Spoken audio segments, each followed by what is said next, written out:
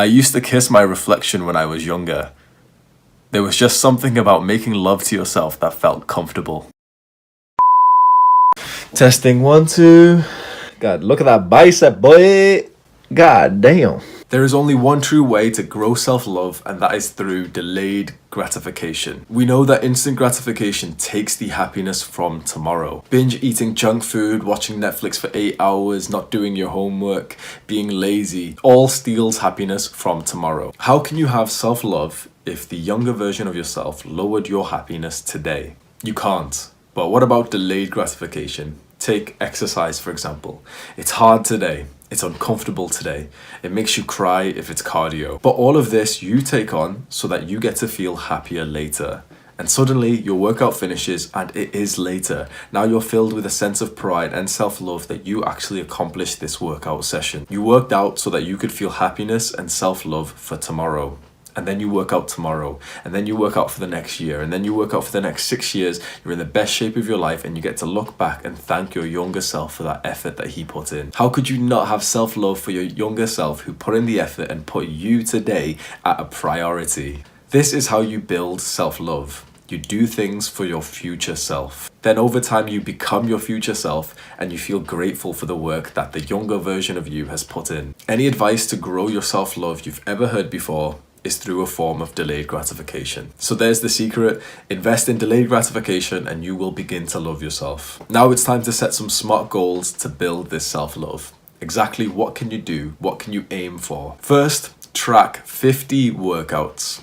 That'll take around 3 to 4 months and it'll probably get you into the best shape of your life. I'll leave a link to the app that I use to track my workouts over the last few months, and this specific app named Strong has helped me a lot. By the time you reach 50 workouts logged into this app, you would have improved your physical health, your physique, improved your mental health, and made exercise into a consistent habit, which I think is everyone's goal. I can guarantee that your self-love will be at an all-time high. Second, track calories for 100 days in a row on MyFitnessPal. Set your calories to the goals you want. This is massive. I think everyone is so obsessed with how they want their body to look, whether they want to gain muscle and bulk up or they want to lose fat. When you eventually get to those goals, you have self-love for yourself. So if you want to lose fat, set your MyFitnessPal settings to a calorie deficit, making you lose 1 pound a week. If you want to bulk up, have your MyFitnessPal settings gaining you half a pound a week. You would have lost roughly 15 pounds or put on a significant amount of muscle mass. You've probably hit that diet goal that you've wanted to do for so long, and you'll be able to look back at the last 3 months and be so proud and so grateful of the daily consistent habit that you've been putting in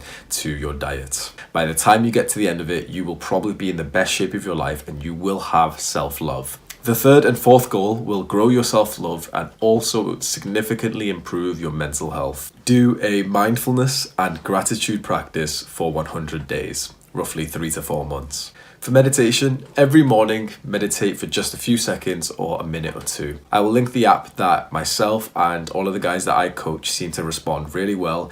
It's no BS, no talking about spiritual affirmations and shit. It's literally just a guy who reminds you to come back to the present moment. Don't overcomplicate things. If you just follow this app every single day for the next 3 months, you will have increased mindfulness. You will be significantly happier. And again, you've built up such an amazing habit that you will feel so grateful and proud of that when you think about it, you are now experiencing self-love. For gratitude journaling, start off with just writing one thing that you're grateful about every morning. And then as time goes on, over a month or so, increase it to 2 things, then 3 things. Do these 4 things, these 4 goals, and I am 100% sure with all of my life's experience and knowledge that you will have a heightened self-love at the end of it. Now it's time to carry out these behaviors. The plan, the goals have been set for you. The deadline is roughly February 2021. The goals are up on screen right now. If you follow these goals, by February 2021, you will have grown your self-love. I am sure of it. You just need to start taking action and investing into delayed gratification. If you want my one-to-one help with taking action, you want to fast track your self-improvement, go to the first link, the personal development coaching, in the description right now. I've gotten a bunch of guys to start and stay consistent in these practices. We're seeing some major benefits to their self-love and mental health. They're all exercising way more.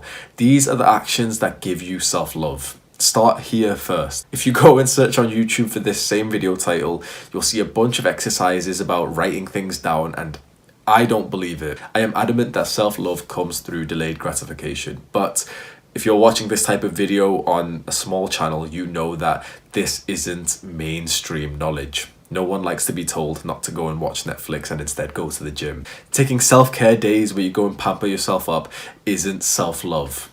That's just being a consumer and just buying into the market of bath bombs and shit. That isn't self-love. Self-love is prioritizing the only person, the only version of you that you can prioritize, which is your future self. And then over time, you are your future self. Work hard today so that you in December can see that your belt buckle is a little bit looser. You can see more muscle on your body. You can feel the positive differences in your mental health, and you can, if you take an assessment online like the NHS mood score, you can see data right there that you have improved your mental health. Your symptoms of depression and anxiety are lowered. That's self-love. Placing the priority on your future self, because that is the only version of you that you can help right now. If even one person tries their best in hitting these goals by February 2021, I would be extremely happy. That would make me so proud of the small effort that I've put into making this video. Please make me proud, boys. Take care.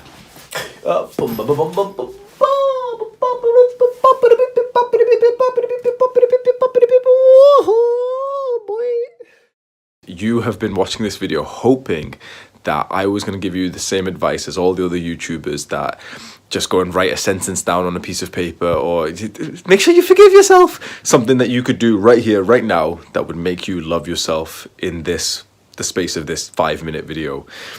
I don't believe that is possible.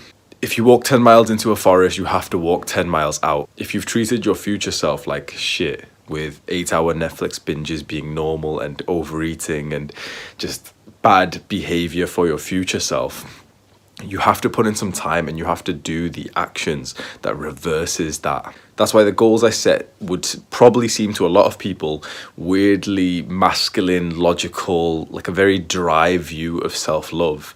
That, oh, you're telling me just to exercise and get a good body. Like, what you mean? But I want to get self-love. Like, I am 100% sure that this is the way.